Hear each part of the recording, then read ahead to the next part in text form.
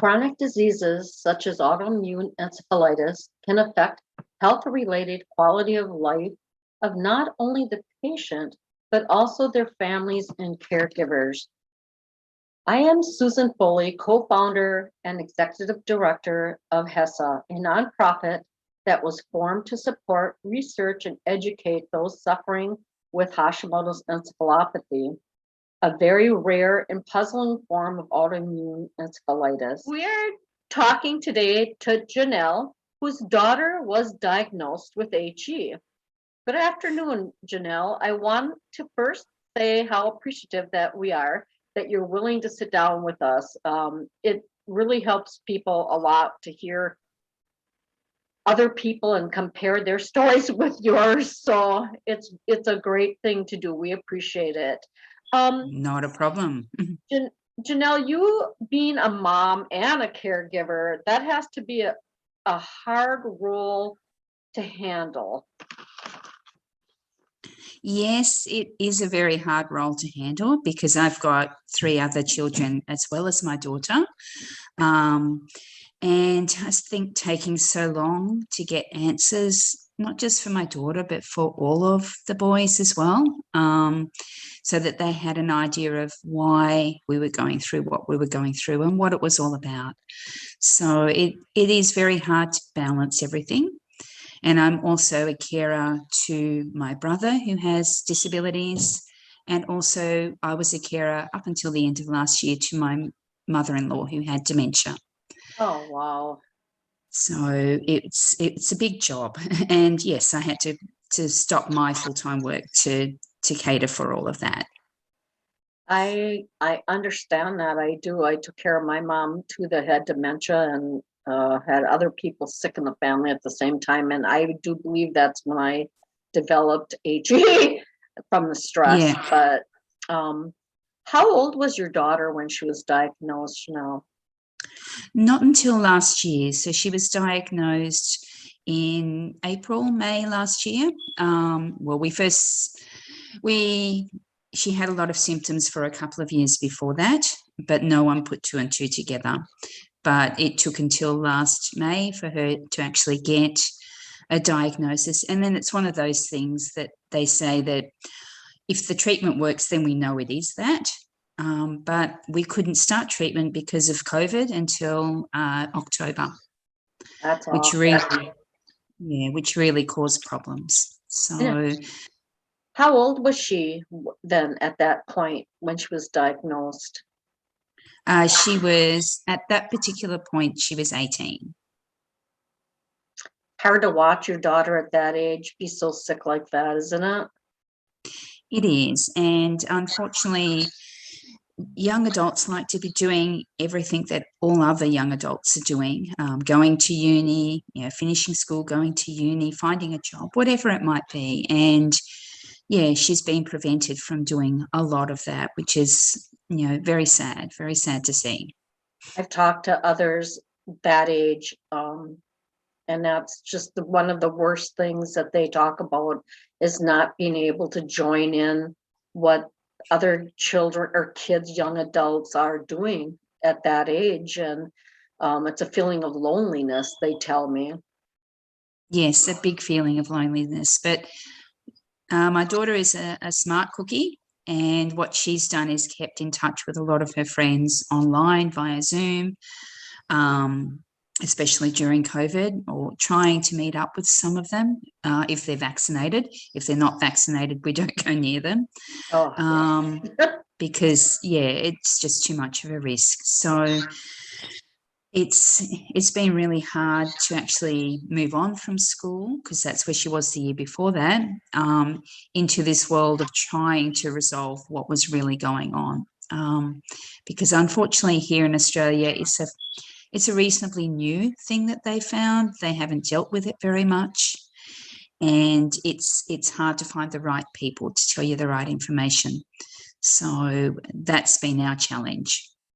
What kind of symptoms did she have that you noticed that made you be curious of what's going on with her? She started getting a lot of fatigue back in year 11. So that's now 3 years ago now. I couldn't wake her up. I couldn't get her out of bed. She couldn't function. She was on a lot of medication for depression because they had diagnosed her with depression prior to that. And she had started some antipsychotic medication because after developing an eating disorder when she was 15, she did see some things back then, which they thought, oh, let's just give her an antipsychotic. That seemed to work for a little while.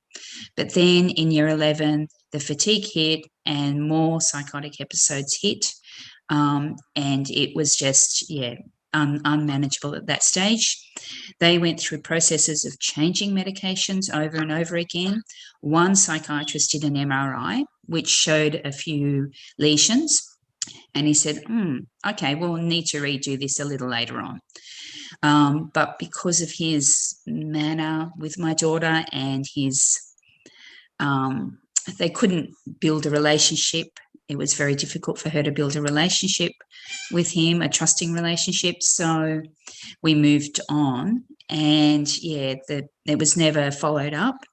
Then in year 12, which was 2020, 2020, she had a major episode of psychosis. And it was horrid. She couldn't finish year 12. That's her final year of school here in Australia. And we saw much more help. Again, they changed medications in a private hospital. And then when that did nothing, I just said, there is something more than this. And I just moved out of the private system back into the public system and demanded answers and just kept jumping up and down until people gave us answers. So one of the public system doctors said, no, I think I know what this is, and put us onto the immunology team in Westmead Hospital. And that's what it was. Thank God that you were an advocate for her, because people in that situation can't advocate for themselves. No, she was not able to even recognize me at one stage, which was horrifying for her. And when you know that something more is wrong, you'd put your trust in doctors, yes, because obviously they know a lot more than you, or they're meant to know a lot more than you. But when it's a very rare condition like this, they obviously try the first port of call first, which, I really believe now they should screen everyone who has psychotic symptoms for immune disorders rather than putting them through medication after medication. That surely a blood test is easier than going on 6 different medications.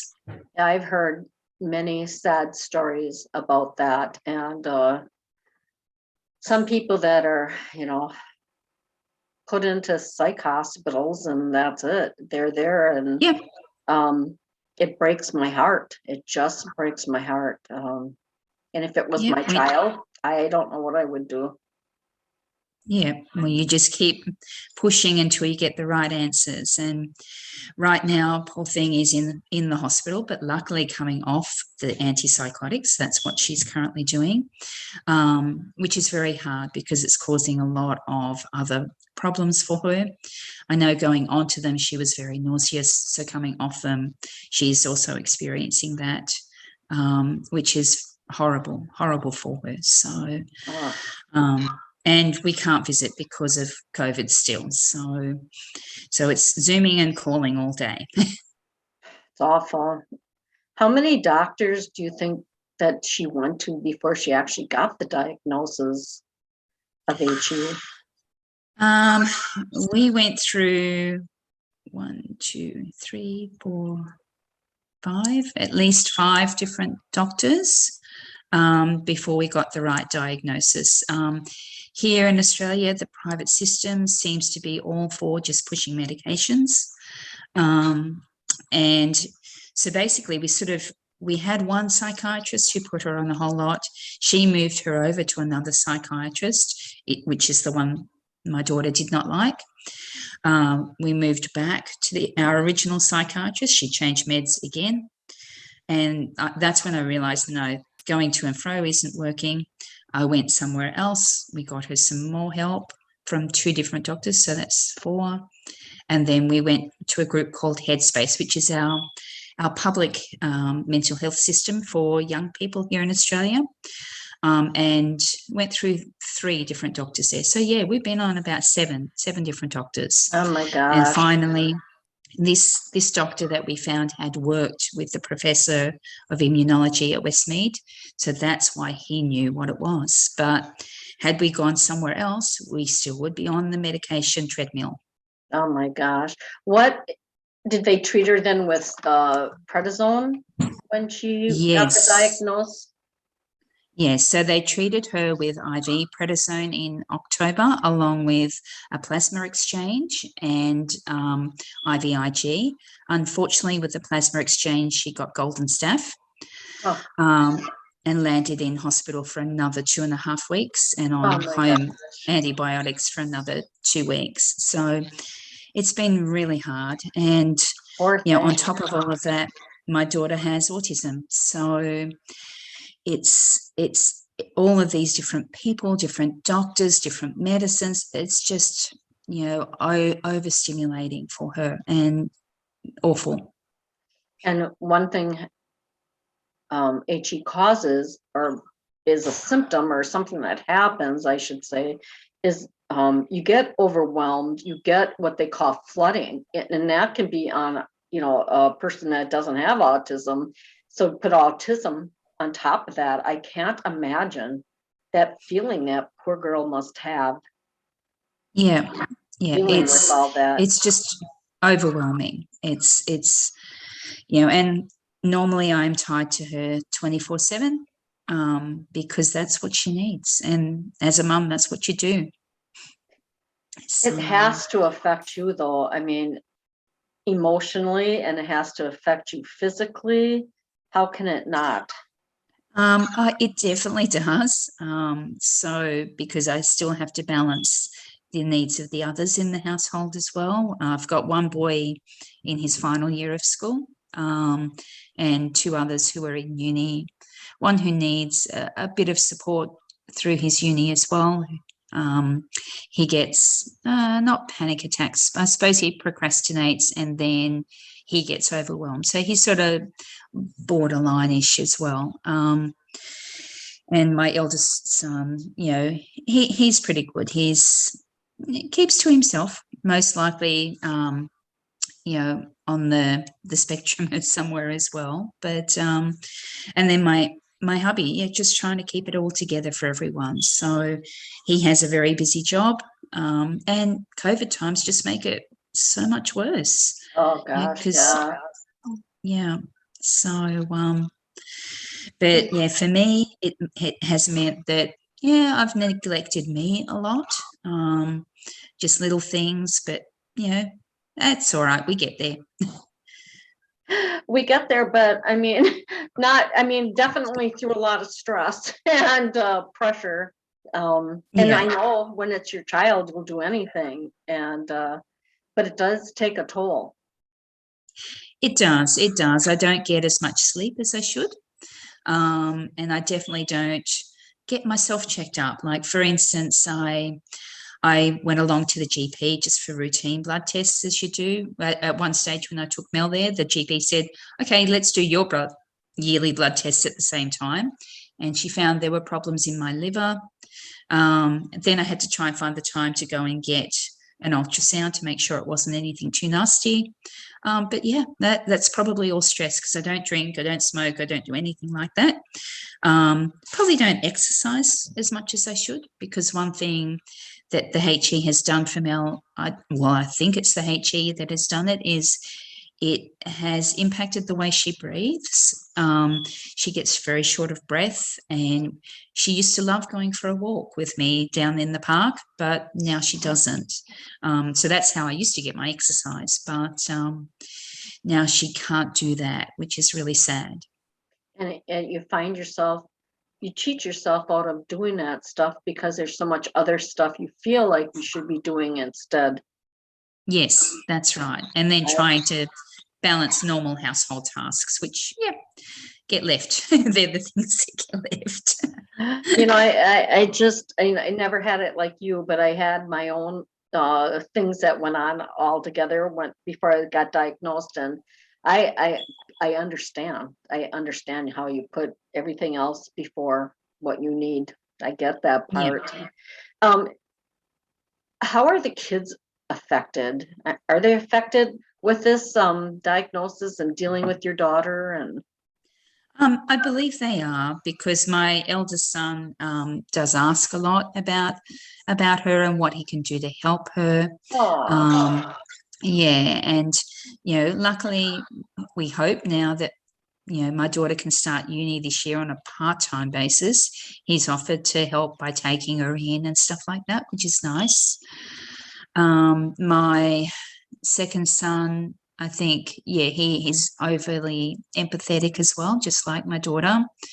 And he really feels for her and wants to do whatever he can to help, but they don't know what to do. And my younger son, trying to balance school and what's going on at home, I think he's popped himself into a world of online gaming instead to break away from what's going on at home. Because at the height of her psychosis, she would scream out in the middle of the night because she would see something on top of her or something in her room, or the man was back. And it was awfully scary. She was very vivid. These visions were very vivid. The feelings, so she had visual hallucinations, auditory hallucinations, sensory ones, so she would smell things, she would feel things that weren't there. And a lot of that made her scream, at any time of the day or night. I have, while she was in the public hospital system with Golden Staff, they allowed me to stay with her. And basically then the boys didn't have a mum for 2 weeks. Or a fly in and out mum who would come in, throw a load of washing on and run out the door again. it's just awful. And the one thing I always think that isn't a bad thing is that teaching your young boys or your young children that are home empathy, because a lot of people don't learn that. And in this day and age, that's maybe one good thing that comes out of this whole thing. I think so. I think they are very empathetic young men, and they understand when there's issues and problems. And I think they would be more sympathetic to someone who was struggling with a disability, an illness, or something like that. So yes, that's what they have out of it. But they also have a very part-time mum, because the appointments that we go to for Mel must take up 20 hours a week, back and forward to different appointments, blood test scans, psychiatrists, psychologists, everything. It takes a lot of time every week. The one thing that my daughter gets joy out of is skating, ice skating. She loves ice skating. But unfortunately, towards the end of her IVIG cycle, she says, I can't make my feet move, Mum. I can't make my feet move. And I think that's all related as well, because once she has her IVIG, it's back to normal again. Your brain is not connecting with what you want to do. I mean, it's just not working.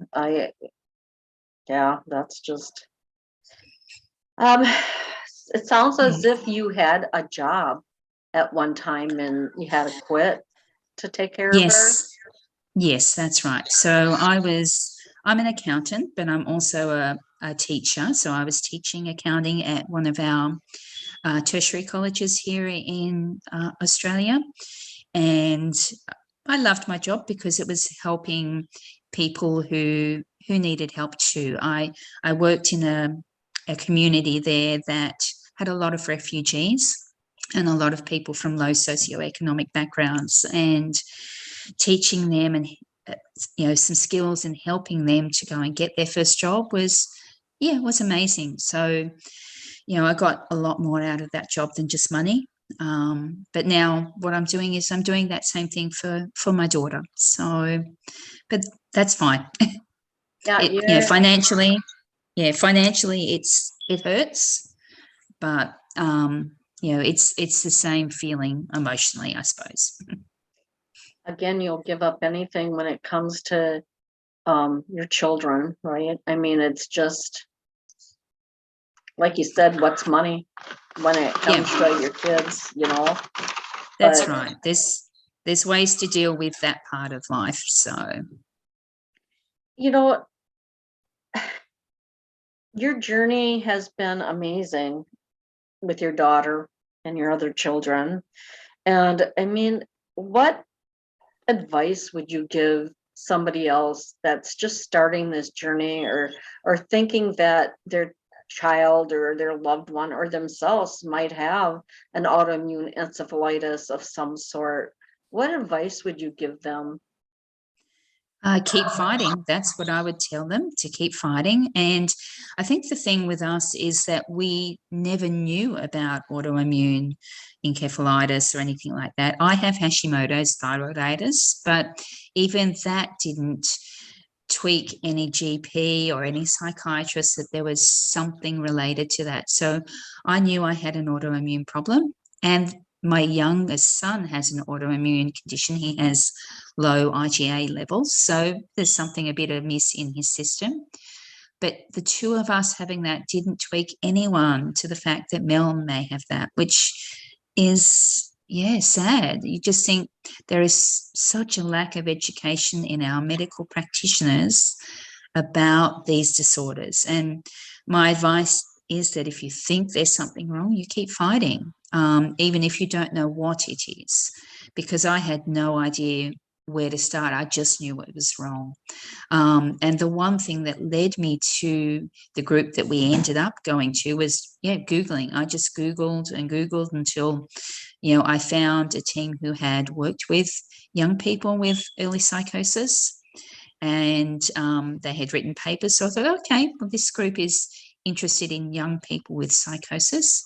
Let's go along there. But that research still didn't give us any indication of autoimmune encephalitis. So we were blinded to the fact that that existed. I know before I was diagnosed, and I had never heard of it. In fact, when they diagnosed me, I was like, can you repeat that? Can you spell it? Because I was like, what is it? I had no idea. And I started Googling. And of course, when I was diagnosed, it was like 11 years ago, I think now. There Wow. wasn't any information at all on the internet, maybe one article. And I couldn't find anybody else that was diagnosed with it, you know, and it was like, what the heck? But since that time, it seems to be a little bit more awareness out there, and you can find a lot more articles. But when you're trying to help a loved one, and it's like, what, you know, where do I start? How, you know, how do you even start to Google, you know, all the symptoms that somebody's having?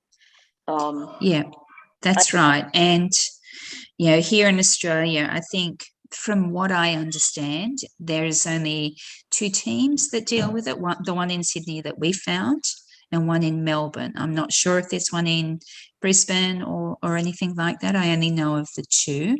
However, I did meet someone on the forum who came from the Gold Coast. So I'm not too sure if there is a team in Queensland now, but there must be some awareness of it there anyway. Well, you know, the whole thing is research. We need research, and we need education of younger doctors coming up so that there's more awareness out there, and people, you know, you shouldn't have to wait 2 years to be diagnosed with something that, right? I mean, because and I don't know if your daughter ended up with any permanent damage done, but so many people are. Yeah, and I think luckily Melanie has been on a range of different medications. And I think some of those would have prevented seizures that may have caused damage. So I think that's one lucky thing that happened with her, that in her group of medications that they gave her was an anti-epileptic type drug.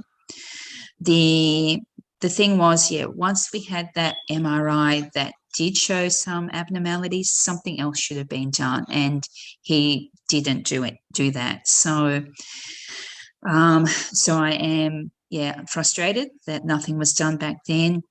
Why didn't they run an EEG? Why didn't they do some blood tests or whatever? They should have done a little more back then when they first found that MRI. And it was 2 years after that MRI that we've gone through all of this. So something should have been done. And thankfully, I don't believe there's permanent damage. She still seems as bright, but we'll find out once she gets to uni, I think. I think that's when we'll find out. She has had a lot of trouble with focus and concentration, those sorts of cognitive things, memory, but more physical things like I mentioned she loves to ice skate. So 2 years ago, she could do all these spins and stuff like that, and jumps and different moves. She can't do those anymore. So, and she has to keep working so hard to keep the few things that she has in her repertoire. So it seems to be impacting her physically more than anything else. It's caused metabolic problems. I believe that some of her metabolic problems are due to something that's happened there in the HE journey as well. Insulin resistance, so whether that's the medication, whether that's HE, whether I don't know. It's so hard to tell. And there's now a lot of blood pressure issues, whether that was the steroids that they gave her. But I think, they're going to steer clear of steroids and keep her on IVIG or Plex or whatever. Yeah. Does she take any type of immune suppressants right now? Or she's no, doing just the IVIG? Yeah, they're refusing to put her on an immunosuppressant with COVID running around at the moment. Oh, true. Yeah. True. Yeah. So they said if we can get away without it, we will. But they said that would, help a lot more and keep her much more stable. But they said they would rather give her more frequent IVIG than put her on the immunosuppressant. Does she get the really bad headaches from the IVIG? She gets awful headaches. So I think the first time I mentioned to you that she was getting awful headaches, they took it slower the next time. But in the last session, one other thing that she's had is vascular issues. So they've had trouble finding her veins and stuff since the first lot of treatment. And I think what that's done is they now need to get a special person in to pop the IV in for her. And last time we had to wait an hour and a half, and then they rushed it. So she had awful headaches and awful nausea that evening. So those headaches are just without description. Yeah. They're terrible. She said they're more than a 10. On a scale of 1 to 10, they're more than a 10. Oh, without a doubt. Without a doubt. And that, like, I think I've told you this, the only way I got around it was them slowing it way, way, way down. And then I go weekly instead of monthly. But the headaches, it doesn't leave my memory. That's how bad they were. I thought I was going to die. So, I mean, but the IVIG helps so much that you can't go without. No, and I think we're going to get to a stage where she needs it more frequently. And she said, being all tied up for that whole time to that machine. I said, but what would you rather? Would you rather seeing that awful man again, or would you rather be tied up to a machine for half a day? She said, I know, but it's hard at her age. I mean, that's the one thing that always gets to me when it's children or young adults. or young moms with children, or dads, Yeah, they got kids running around. I feel so bad because it changes your life. it does. It does. And, as I say to my daughter, it could be worse. But,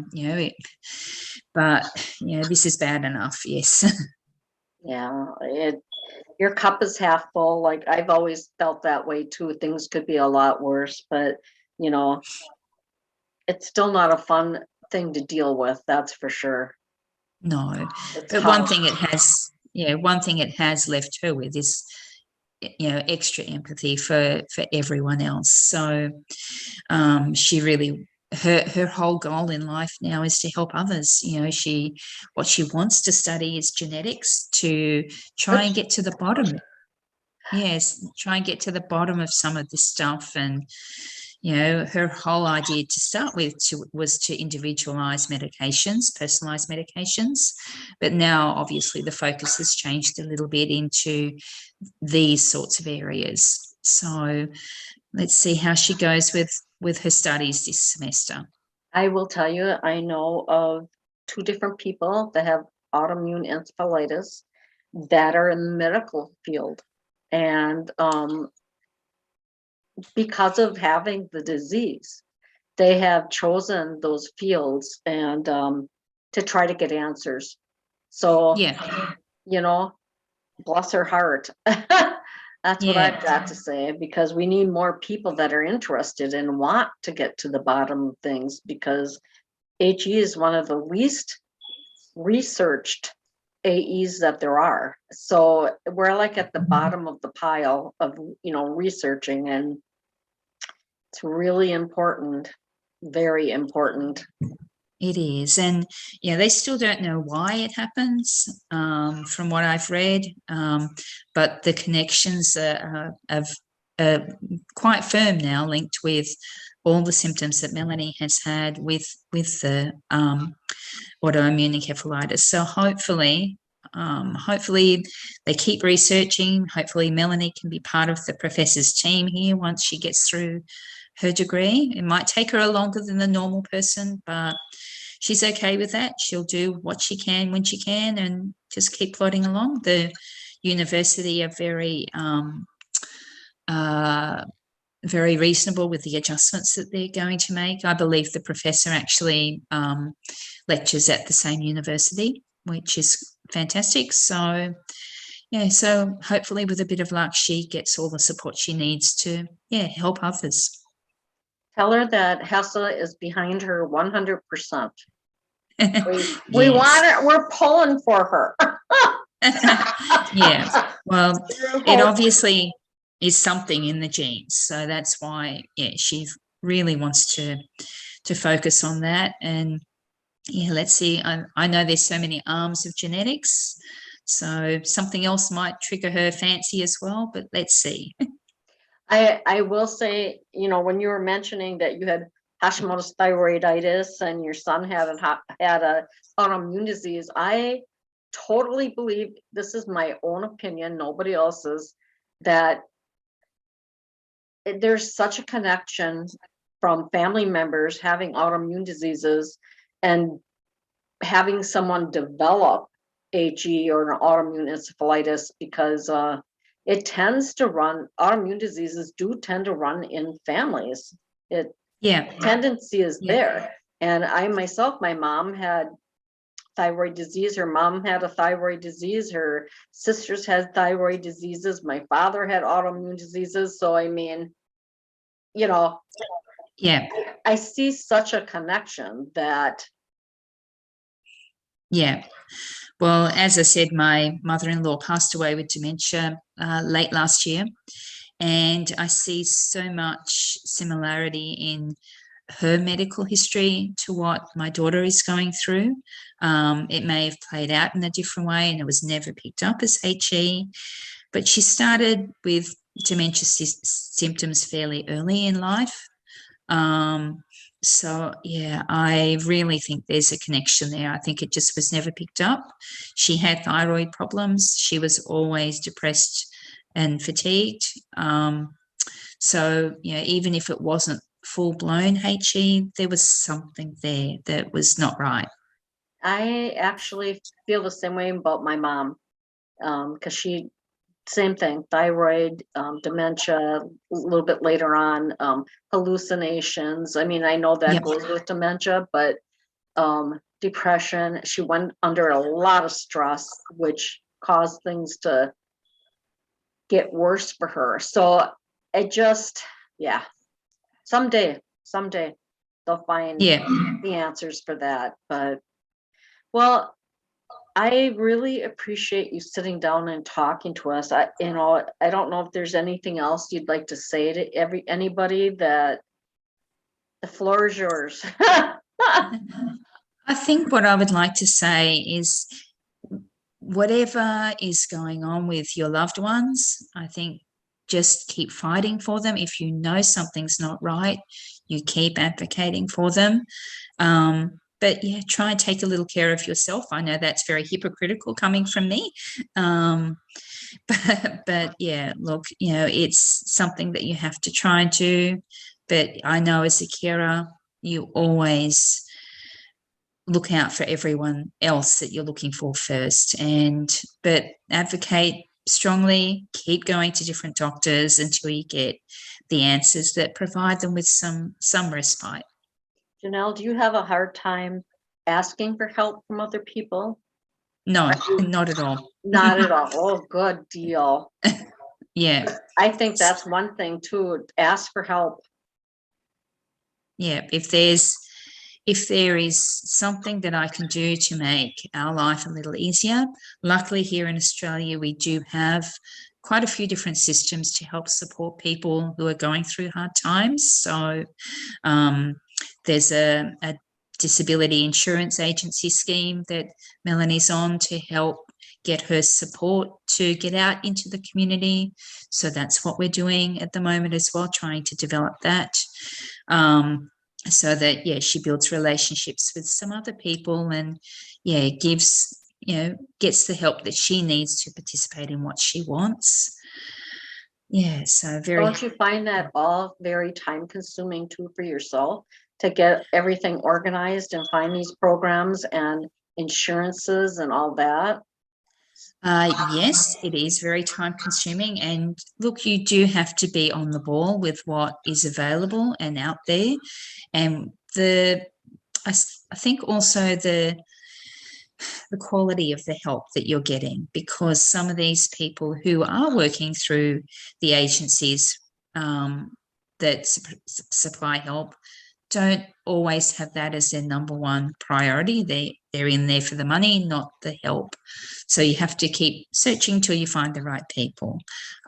Same with medical practitioners, and same with getting onto systems. I know a lot of people here in Australia have had a lot of problems getting support either from their insurance agents or from the government with pensions or whatever it might be. Getting support through our disability support services groups and stuff. I know there are people who have asked me, how do I do this and how do I get on? Or people that my daughter has met in hospital that have said, well, I haven't got that. How did your mum do that? So it's then trying to build networks with people to help show them how to get into these schemes, how to get the support that they need. Luckily, my husband and I have always had the family privately insured, and we've been in the private health fund since we started work at 18 or whatever it was. So there is no problem with private health insurance because we've paid mega dollars when we were young. So they're willing to give us full support. So we're very lucky that way. But yeah, losing my job and then, well, not losing my job, just not being able to work right now, and living off the one wage, we've had to look at the way we manage things. That's for sure. When you're in a situation like that, it's a different ball game and something that you have to learn to work around. Yeah. Well, I give you a lot of credit. You certainly seem like you have done that in such a tremendous way. Yeah, and I'm always searching for more answers. So if someone says that's the end of the road, I will keep searching until I find it. But the sad thing that I found is I've read many stories and seen many things here in Australia that you just know, that that young person most likely had something like this, and couldn't get the help that they need, or the parents didn't know how to advocate the same way, or didn't have the capacity to, or whatever it might be. And that young person is either in hospital, incarcerated, or no longer here. And it's sad. It's very sad. It is very sad. That's really upsetting. It upsets me a lot when I hear stories like that. And not much you can do until more people are educated on the disease, Yeah. And if I can get Melanie well enough, that's my whole goal. Like now that I've got connections here in Australia with some of these health services and things that I know about, I would like to be part of that education process. So, that's great. Yeah, so here in Australia, they have a group called Headspace, and an early psychosis team within that group. And they have people who go out to schools and organisations to talk about all mental illnesses. But part of that might be picking up people with HE who have the psychotic symptoms that come with it. So I think getting out into that space and informing more people is now my calling. So, but I need to get Melanie well first. I think that's just such a wonderful goal to have. And it's so important, such an important role to have. Yeah, that's right. So, I can't go off and get a degree now in medical science or anything, but I can at least do the advocating. So I think I have a little bit of lived experience to do that with now. I think you have learned, yes, you have a lot of experience to go with that. That's for sure. Well, I want to really thank you so much for sitting down with us and talking to me. And like I said, your words of wisdom are going to help a lot of people. Yes, and I just wish that all of you find the answers that really help you get back to where you would like to be. It must be horrible to be in your shoes, in Mel's shoes, and just feel like I'm not the same person I used to be. That's a horrible feeling. It is. Being the age that I'm at, I won't disclose. I don't care how old I am, but I feel so fortunate that I didn't get sick until my 50s. And I'm not a young person, or I'm not, a mom with little kids running around. I think then that would have been too much for me to handle. But being the age I'm at, and I feel fortunate that I can help in a way with people, because I think you need to have a purpose to follow. You need something, a reason to get up every morning, and feeling like maybe you're helping some other people it's a big purpose for me. So it's been my saving grace. Yeah, well, you're doing an awesome job, Susan. You are doing an awesome job. I don't know about that, but it's definitely has saved my sanity. So yeah. So what did you do before your diagnosis? I actually owned my own business. I was in the retail business, and I was a buyer for clothing and for shoes. And then as I started getting sick, I remember thinking, I couldn't stand. I was just sick, and I thought, I know there's something wrong with me, and I know I'm going to have to work until I retire. I'm going to have to find a different field that's not as stressful as what I'm doing. So I studied into the medical field for a while, not thinking that was stressful. I don't know what I was thinking. And I was taking lessons. I was taking college courses online, and I had like just a few credits left, and I was too sick. I couldn't finish it. I mean, I got that close, and I remember taking lessons. I shouldn't even discuss this online. Well, let's just say I was really, really sick and I was still trying to do those lessons, and being an A personality, I couldn't stop. I mean, I had to be perfect, and I had to be, talk about stress. That was a good one for me too.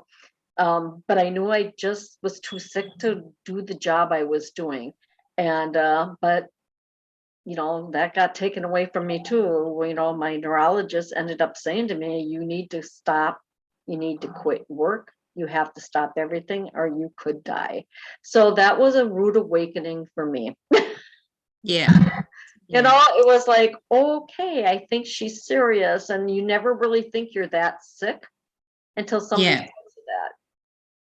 But it was so lucky that you found a neurologist, or that you stumbled across that person who had some idea of what was going on, because I don't think here in Australia they even started looking at Hashimoto's until, say, 2015, 16. That's the first stories and articles I can find from young people in Australia as well.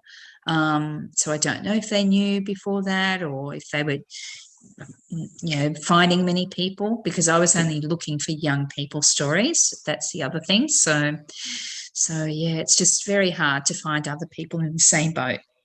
I was very, very fortunate to find the neurologist that I did. I loved her to death, and unfortunately she retired, but she just put all those puzzle pieces together. It took her about 9 months. We went through every test that you can imagine, but she figured it out. And she even said to me, I'm so sorry it took me that long to figure it out, but it's a diagnosis of exclusion. Yeah. So I was like, I don't care, just tell me what it is, treat me. I've never been like this in my life. What's going on with me? I had all the typical symptoms everybody else has when I start getting sick with it. And I am very fortunate that I had her for a neurologist, and she got me on the right path. So, very thankful. No, well, I mean, I believe that you were one of the first diagnosed. Is that correct? Yeah. 2011, I was diagnosed. Yeah. Okay. Yeah. And so I did interview somebody today that was diagnosed 17 years ago. So she really was at the very beginning of the HE diagnosis. And I was amazed, because she said, we talked about it, about not being able to find anything on the internet, or any information. And I said, compared to now, you can go on there and you can Google, Hashimoto's encephalopathy, and woof, stuff comes up, and not back then. Yeah. But the disheartening thing is that there's still so many people out there who are ignoring the actual research and saying that it's not true. I know that the professor we see had a research paper out there with, I think, along with other professors worldwide, and it was quashed. And you think, why on earth was that quashed when they had evidence? Like, all the evidence I need is to see my daughter after her IVIG. She's a different person. Exactly. She's back to, well, not quite her old self. I wouldn't say she's her old self, but she's definitely much more like her old self than she was. And as we sort of head into week 3 after the IVIG, that's when you see the downhill trend. And that's why they've started talking about giving it to her 3 weekly. So yeah, I can't say it enough. Research. There's gotta be research done, because there's so much inconsistency with it, and there's so much there's some doubt with the diagnosis, which doesn't help anybody out. You know, No. they're sick and they could be getting better. Even a trial dose of prednisone would be something, or a trial dose of IVIG. And I realize it's so expensive that isn't the first course of action, but you know, well, at least do an immunology panel on people before giving them psychiatric medication. That's really my push now, because my daughter went through so much unnecessary medicating, and I don't know what damage that has done to her. I know it, it may be the medication, it may be the HE, but it has thrown her whole metabolic system out, which is devastating for her. Because it's it just devastates her, and I won't go into it any further online, but it's so sad, and it's something and I that just they live with too, being diagnosed like that. They live with that in the back of their head. And look, I don't think she has a problem with living with it, as long as we can get her the right support and the right help. I think she would be a very big advocate for finding others. But I'm just saddened to know that there's probably so many people out there sitting in a psychiatric hospital that don't need to be, or maybe they've done things through their psychosis that that they didn't mean to do. It wasn't them acting. It saddens me to know that a little bit of the right medication and support would have put them in a completely different spot. Janelle, I have an interview that's coming out with a caregiver that I want you to listen to. I will send you the name to list to watch for. It'll be on social media, but it's just what you're talking about. Let's put it that way. Just what we're discussing. So, well, I'm going to go, and I have to thank you again, and I appreciate it. And I know you've been through a lot with your daughter being in the hospital and out again and back in, and I appreciate you taking the time to talk with us. Yes, not a problem. And anything I can do to help, like especially when we get a little more settled with all of this treatment. But I'll definitely keep in touch. Well, I'm not afraid to ask. Thank you. All right. Thank you so much. No worries. Okay, thank you so much, Susan, and good luck with everything for you too. Thank you. I appreciate that. No problems. Thank you. Bye.